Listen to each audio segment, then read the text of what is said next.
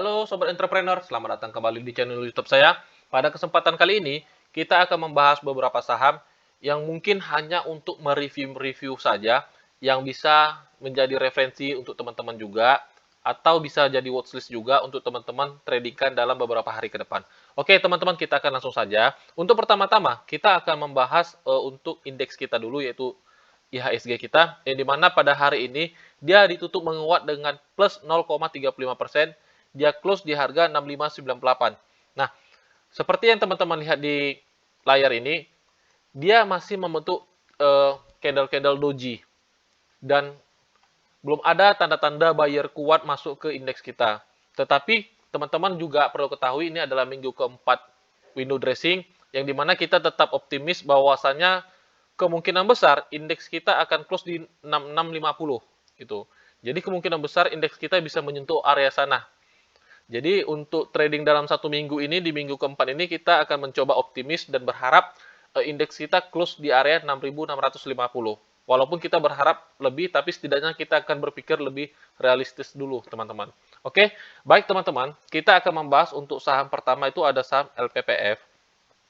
Jadi untuk teman-teman ketahui juga, kita juga baru buat grup atau channel yang dimana di situ kita akan sharing-sharing teman-teman. Di situ saya akan mencoba update beberapa saham yang mungkin menjadi referensi untuk teman-teman apabila teman-teman mau trading gitu. Jadi di situ apabila teman-teman pengen melihat analisa saya, teman-teman bisa join.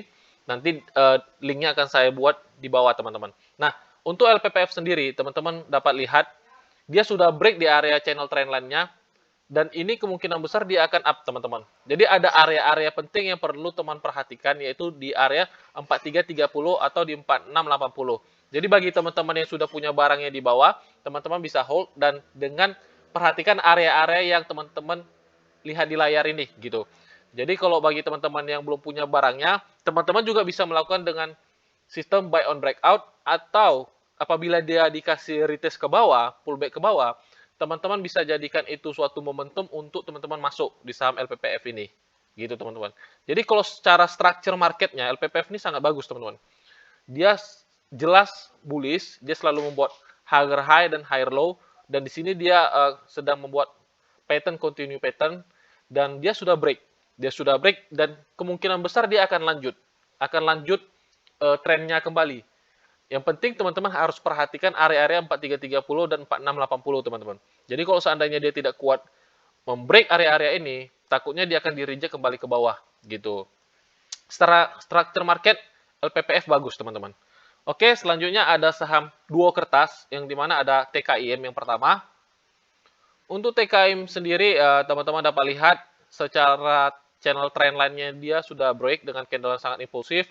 Dan sekarang dia sudah di-reject. Sebenarnya ini udah kena area TP kita, teman-teman. Ini dia udah kena area TP kita dan mungkin dia akan koreksi dulu. Dia akan dikasih pullback ke bawah. Jadi, teman-teman itu bisa jadikan momentum untuk entry.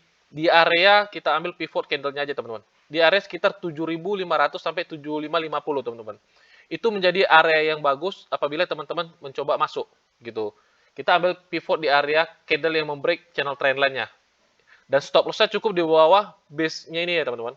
Gitu. Jadi untuk TKIM teman-teman bisa jadikan watchlist apabila harganya masih dikasih turun di harga 7.500 atau sampai 7.550, teman-teman bisa jadikan itu momentum untuk teman-teman pegang barangnya, atau teman-teman belum punya barangnya pengen masuk, itu menjadi area yang baik untuk teman-teman entry gitu. Tapi kalau untuk INKP sendiri, saya sarankan teman-teman masih wait and see dulu. Kenapa? Seperti yang teman-teman ketahui, dia ketika kena channel trendline-nya dia kembali di reject ke bawah. Kalau untuk INKP sendiri, teman-teman harus menunggu dulu dia break area channel trendline-nya, baru teman-teman bisa masuk gitu. Jadi apabila besok di perdagangan dia memberi area channel trendline-nya, teman-teman takut dia terlalu jauh terbangnya, teman-teman bisa ikut gitu. Jadi teman-teman harus perhatikan area 8.300 besoknya. Jadi kalau seandainya dia break, dia masuk ke harga 8.400, teman-teman bisa ikut up. Teman-teman bisa ikut entry buy. Itu dengan metode buy on breakout. Gitu. Jadi kalau seandainya teman-teman di dalam perdagangan dia di 8.400, teman-teman ikut ambil, rupanya di reject lagi teman-teman. Dia di reject lagi ke bawah. teman-teman harus melakukan namanya pembatasan risiko. Tandanya dia false break, gitu teman-teman. Jadi buy on breakout itu mempunyai metode yang dimana apabila dia break tetapi belum close, teman-teman takut dia terbang terlalu tinggi, teman-teman langsung bisa ikut masuk, atau teman-teman untuk memvalidnya teman-teman bisa lihat close candle-nya dulu. Atau bisa juga ketika dia close break dengan candle yang sangat impulsif, tunggu dia pullback, baru teman-teman bisa entry gitu. Jadi ada beberapa metode yang bisa teman-teman gunakan ketika dia buy on breakout. Gitu teman-teman. Oke, itu untuk duo kertas. Selanjutnya ada duo ayam, teman-teman. Yang pertama itu ada JPFA.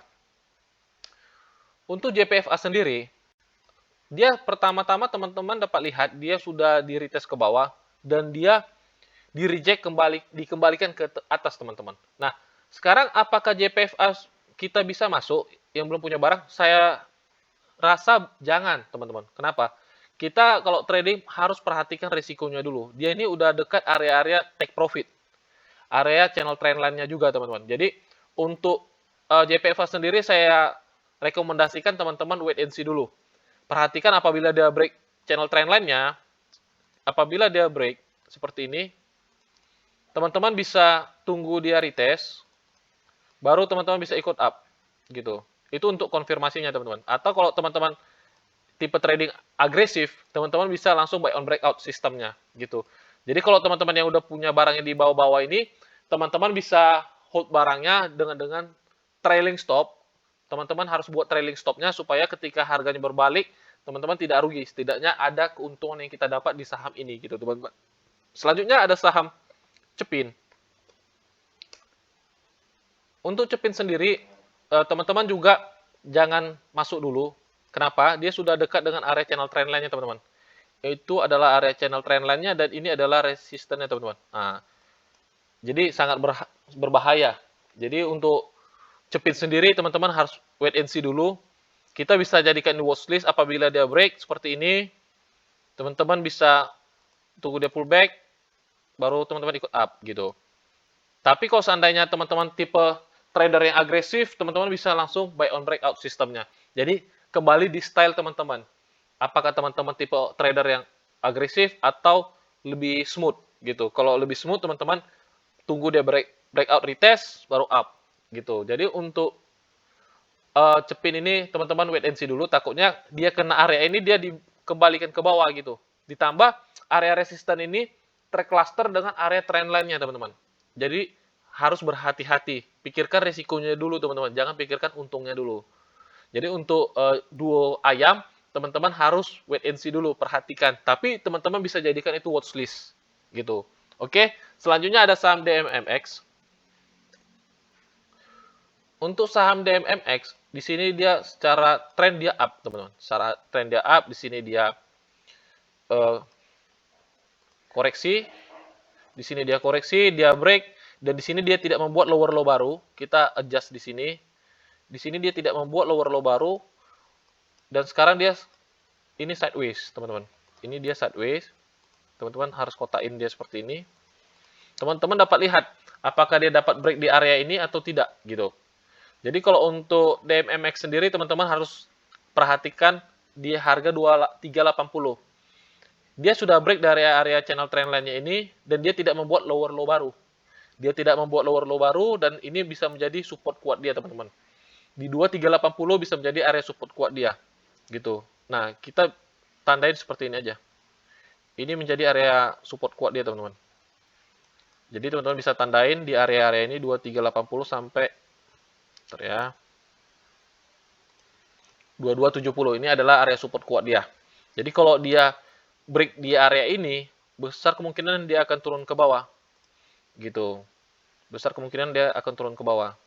Jadi kalau untuk DMMX sendiri, apabila teman-teman belum punya barangnya, teman-teman masih lebih baik menunggu dulu. Apabila ada break dari area-area ini, teman-teman bisa sistem buy on breakout. Atau kalau seandainya teman-teman suka buy on weakness, teman-teman bisa lihat area-area supportnya, teman-teman. Ini area supportnya, ini area support-supportnya, teman-teman. Oke, itu untuk DMMX. Selanjutnya ada saham IMAS.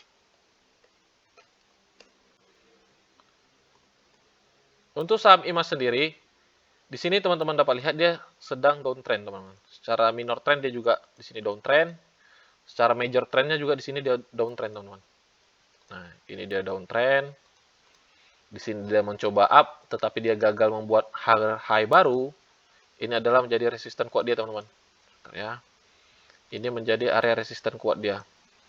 Karena dia gagal membuat high baru, teman-teman, di sini. Oke, ini adalah channel trendline dia, ini adalah area support dia. Jadi ada area-area harus yang teman-teman perhatikan gitu. Jadi kalau teman-teman mau coba masuk di saham IMAS ini, mending buy on weakness saja, teman-teman. Buy on weakness atau perhatikan apakah dia break dari area channel trendline ini atau tidak gitu. Ini untuk area buy on weakness dia bisa teman-teman perhatikan 850 sampai 835, teman-teman. Jadi 835 sampai 850 teman-teman harus perhatikan. Tapi kalau seandainya dia tidak sampai di sini, rupanya dia break area channel trendline ini, teman-teman bisa ikut entry buy dengan sistem buy on breakout gitu. Tapi teman-teman harus lihat terlalu banyak resisten yang ada di sini. Nah, teman-teman harus perhatikan gitu. Ada di 955 sama 1045. Gitu, teman-teman. Jadi, teman-teman bisa lakukan buy on weakness atau buy on breakout. Tapi kalau teman-teman belum punya barangnya, wait and see aja dulu untuk saham yang seperti ini. Oke, selanjutnya ada saham APLN, teman-teman. Untuk saham APLN sendiri, teman-teman dapat lihat, sebentar ya, APLN. Nah, untuk APLN sendiri, teman-teman dapat lihat, dia sedang berada di area-area supportnya, teman-teman. Ini adalah area demand zone-nya. Nih, teman-teman dapat lihat nih. Ini adalah area demand zone-nya, teman-teman. Jadi kalau untuk APLN sendiri, yang dimana teman-teman suka sistem buy on weakness, teman-teman bisa buat, teman-teman bisa coba entry. Nah, dia juga sudah break di area channel trendline-nya nih, teman-teman. Nah, dia sudah break. Sebentar ya, kita adjust dulu. Dia sudah break, dan teman-teman bisa coba ikut buy gitu. Nah, untuk misalnya seandainya di perdagangan besok teman-teman buy, stop loss-nya cukup di bawahnya saja, sekitar 7%. TP-nya teman-teman bisa letak di sini, TP satunya. Nah, sekitar 10%, teman-teman. Ini TP satunya. Untuk TP 2-nya teman-teman bisa letakkan langsung di high-nya gitu. Nah, ini ada area high-nya. Jadi untuk teman-teman yang suka saham-saham beli di area-area support, ini adalah area yang tepat untuk APLN sendiri. Ini adalah area demand zone dia, teman-teman. Dan kebetulan dia sudah break juga di channel trendline-nya, walaupun tidak dengan candle yang impulsif. Bagi teman-teman yang suka spekulasi di saham-saham yang seperti ini, teman-teman sudah bisa lakukan. Gitu. Oke, selanjutnya ada saham Friend, teman-teman.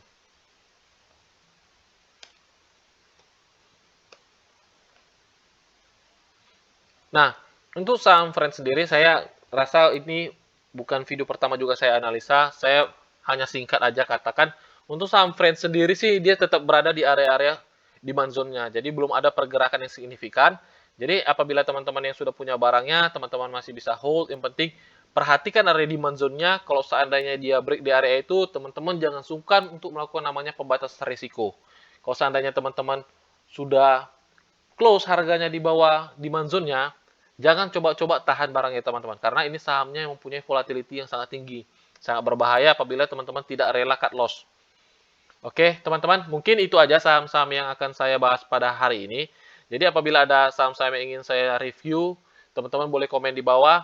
Atau teman-teman juga boleh gabung di channel kita. Nanti kita di situ belajar bersama-sama, teman-teman. Kita akan berdiskusi sama-sama. Dan kita di situ akan update beberapa saham yang mungkin bisa menjadi referensi bagi teman-teman juga. Oke teman-teman, sampai jumpa di video-video selanjutnya. Salam entrepreneur.